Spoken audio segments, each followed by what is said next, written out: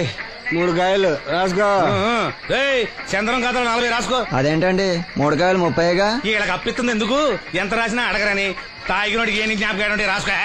తాగిన వాళ్ళ మోసం చేయడం తప్పండి. మనం ఉయ్యండి చేసేదే తప్పుడు వ్యాపారం, దానిలో మళ్ళీ నీతొకటి. అయినా ఈ వ్యాపారం నేను కండబలంతో చేస్తున్నాను అనుకున్నావా? బుద్ధి బలంతో. మొత్తానికి నీకు బుద్ధి లేదని ఎవడాడు? రండి నా అప్పు సంగతి ఏం చేశావు?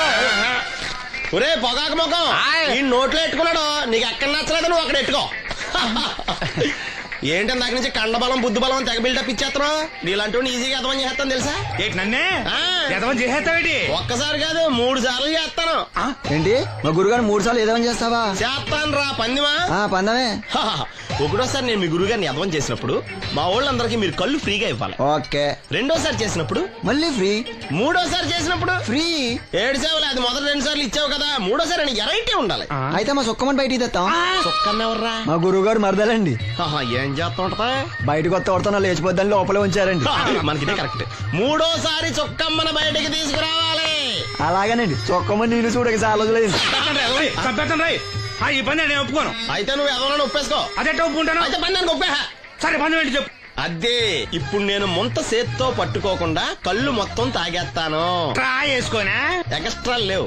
ముంత మూతికి తగలదు, చేత్తో అట్టుకోం, మొత్తం తాగేస్తాం. ముంత మూతి తగలకుండా మొత్తం తాగేస్తాం.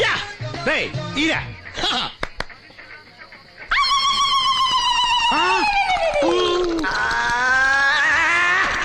అయిపోయింది. ముంత చేత్తో అట్టుకోలేదు, ముంత మూతికి టచ్ అవ్వలేదు, ఎదవైపోయావు. ఒకటోసారి రెండోసారి రెడీగా ఉండే. నాకు కూడా అట్టుకొచ్చండి.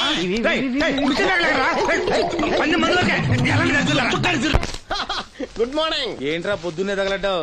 నేను ఈ మధ్య ఎదవలతో మాట్లాడడం మానేశాను. కానీ నేను మాట్లాడుతున్నాను బాబాయ్. ఎదవ మాటలు మాట్లాడితే తప్పు, కానీ ఎదవలతో మాట్లాడితే తప్పే ఉంది బాబాయ్. ఒరే బాబు, నువ్వు ఏ నక్షత్రంలో పుట్టావురా? జుట్లో తగులుకున్నావు నాకు. బాబాయ్ నువ్వు నక్షత్రం అంటే గుర్తొచ్చింది. నేను పగల సొక్కలు చూసి లెక్కడికెళ్ళను తెలుసా? ఏంటి పగల చుక్కలు చూసి లెక్కెడతావా? నీతో లెక్కెట్టాను కూడా. ఏంటి ఎగసెకాల? ఏదో ఒకసారి ఎదవం చేసావని ప్రతిసారి ఎదవం చేసేద్దాం అనుకున్నాను నన్ను. ఓసారి అత్తమైన అవ్వేటి తొందరలో కట్టించండి. మా గురుగారు ఏదో కథ తెలిసిపోద్ది. చూసావా, మీ వాళ్ళు కూడా నువ్వు ఎదవ అవుతావు మంచి ఎక్స్పెక్టేషన్స్ లో ఉన్నారు. మరి నువ్వు రెడీ అంటే చెప్పు, పందెం వేసుకుందాం. పందెం అది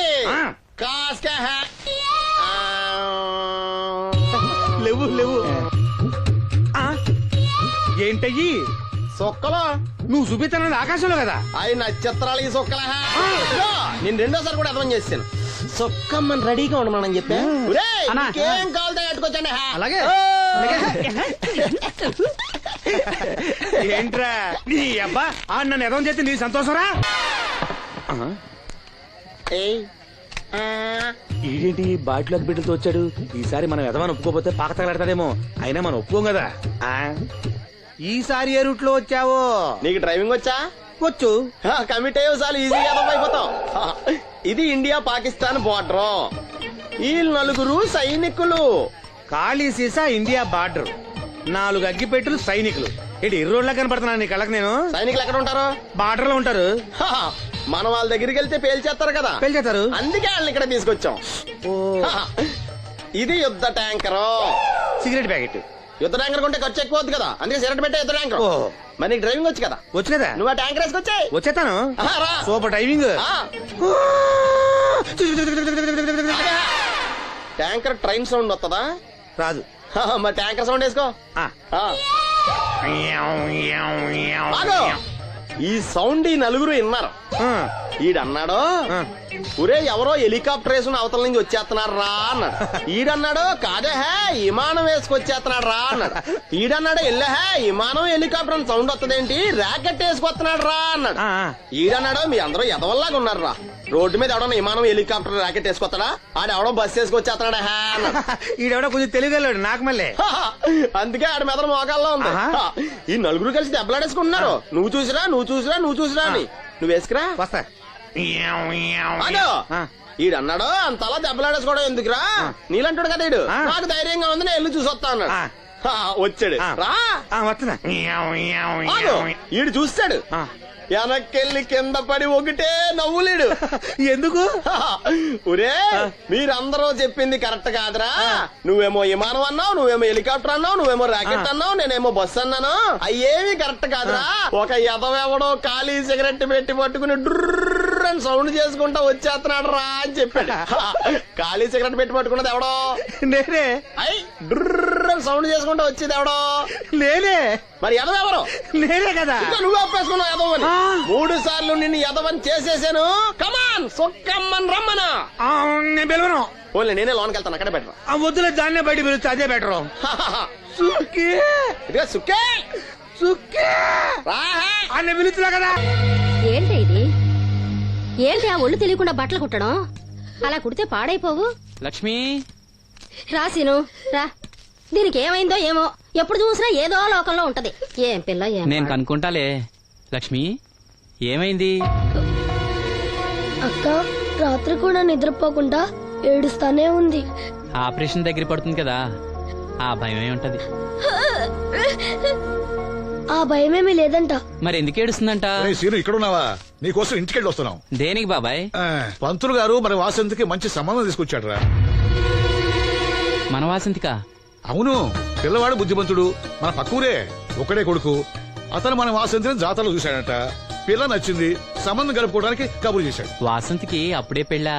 అప్పుడే అంట వింట్రా, పైసా కట్టం అక్కర్లేదంట. మన పిల్ల ఆ ఇంటి కోడలు అనిపిస్తే చాలంట. బాగుందనుకో, కానీ ఇంకా కాని ఏంట్రా, కాళ్ళకాడికొచ్చిన సంబంధం. ఆ. మన కష్టాలు మనకి ఎప్పుడు ఉండేయే. మరి? మనం బాగుంటే మాత్రం మంచి సంబంధం దొరకొద్దు. సరే అను. ఊను. మీరంతా ఉండగా నాకెందుకు భయం? సరే. శుభం. ఇంకా ఆలస్యం ఎందుకండి, మంచి రోజు చూసి కబురు పెడతాను. పంతులు గారు మీరు ఆ పనిలో ఉండండి.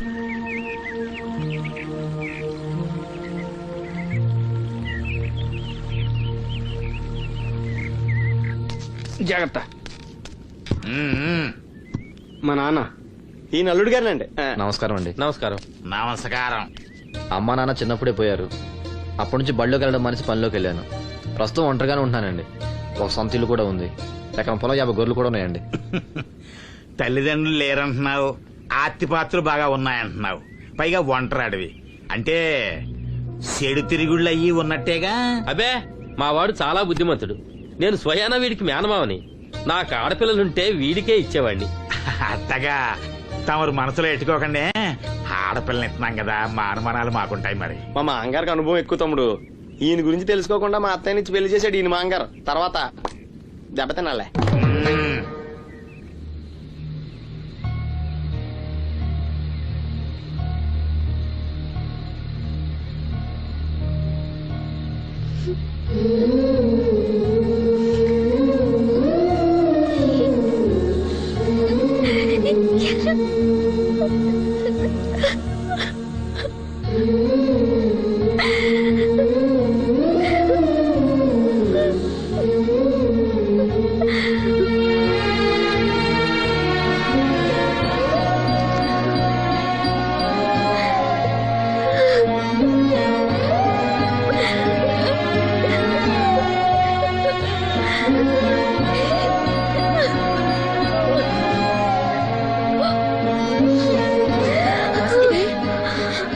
వాసంతి, ఏంటా గుసగుసలు? అక్కడ అందరూ వచ్చేసారు. తీసుకో, కాఫీ తీసురా. త్వరగా త్వరగా రండి. అయ్యా, ఉభయులు ఇష్టపడ్డ తర్వాత ఇంకా ఆలస్యం దేనికి? ఈ మాఘమాసంలో 12వ తేదీ మంచి ముహూర్తం ఉంది, కానిచ్చేయమంటారా? 12వ తేదీ అంటే మరీ దగ్గరైపోతుందేమో. తేదీ మారితే మాత్రం నువ్వేం చించగలవురా? బావా నువ్వేం టెన్షన్ పడకో, నీకు నేను హెల్ప్ చేస్తాను కదా. పెళ్ళైన తర్వాతే మా ఇంటికి వెళ్తాను. నా కూతురు గురించి నేను చెప్పేది ఏముందండి, అంతా తమకు తెలిసిందే. ఇక పెళ్లి అంటారా, పెద్దమ్మాయి కంటే లెవెల్లో చేస్తా పెళ్లి. ఏమలుడు? అవును, అలాగే సింపుల్ గా చేద్దాం. తీసుకోండి, ఏదో మాకు తగ్గట్టుగా చేశాం.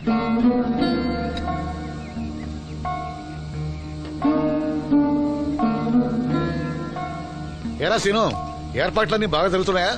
బానే జరుగుతున్నాయి బాబాయ్. వస్తుంటే దారిలో అప్పలనాయుడు వాళ్ళ ఫ్రెండ్స్ కలిశారా. మన వాసంతి పెళ్లి చూపులంటే వాళ్ళు వస్తామన్నారు.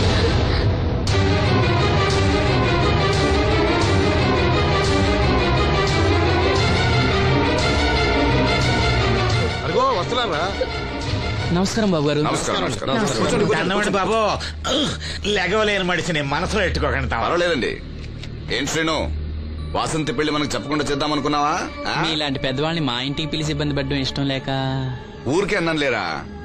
వాసంతిని పెళ్లి చేసుకుపోయి అదృష్టవంతుడెవడు? ఈ కుర్రాడినా? నమస్కారం అండి. ఈ కుర్రాడి బాబు గారు చాలా బుద్ధిమంతుడు. మీరు కూర్చోండి. పర్వాలేదు కానివ్వండి, మేము బయలుదేరుతున్నాం. ఏమైనా అవసరం ఉంటే నాకు కబురు చేయండి. ఎంత దూరం వచ్చారు? కాస్త కాఫీ అయినా తీసుకుంటే. ఒరేయ్ బాబుగారు మన ఇంట్లో కాఫీ తాగుతారా? చాచా, నాకు అలాంటి పట్టింపులేం లేవండి. పైగా వాసంతి స్వయంగా చేసిన కాఫీ ఎందుకు తాకుండా వెళ్తాం? ఏం మనోహర్? అవునవును తాగుదాం. అమ్మా వాసంతి, బాబు గారి కాఫీ పట్ల. వెళ్ళి చూడరా. అలాగేమ్మా.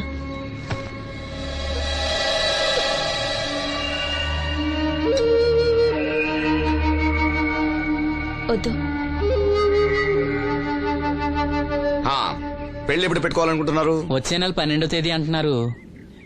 ఇంత తక్కువ టైంలో ఏర్పాట్లన్నీ ఎలా చేయాలో తోచట్లేదు. దాందేముంది, నేనున్నానుగా. మన వాసంతి ఇంకో ఇంటి దవుతుందంటే నాకంటే సంతోషించే వాళ్ళు ఎవరున్నారు? మీరు ఆ మాట అన్నారు, వాడికి అదే చాలు. ఆ దేవుడే మీ రూపంలో వచ్చి సాయం చేస్తున్నట్టు ఉంది బాబు. అవును శ్రీను, నిన్నిలా కళ్ళు లేకుండా పుట్టించినందుకు ఆ దేవుడి మీద కోపంగా లేదా? కళ్ళుండి ఎవరు మాత్రం ఆ దేవుణ్ణి చూడగలుగుతున్నారు? ఆయన గురించి పాడుకునే గొంతిచ్చాడు, అదే చాలు. నువ్వు ప్రతి సంవత్సరం శ్రీరామనవమికి రాముల వారి గుళ్ళో పాట పాడతావు చూడు, ఆ పాట ఒక్కసారి పాడవా? పాడు విందాం.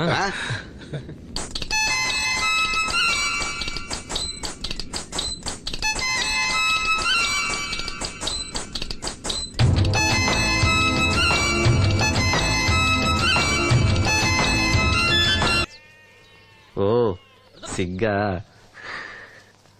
మా సావాసగాళ్ళందరూ పెళ్లి కూతురు ఎలా ఉంటుందని అడిగారు. కడిగిన ముత్యం ఎలా ఉంటుందని చెప్పాను. నీ చెప్పింది నిజమేగా?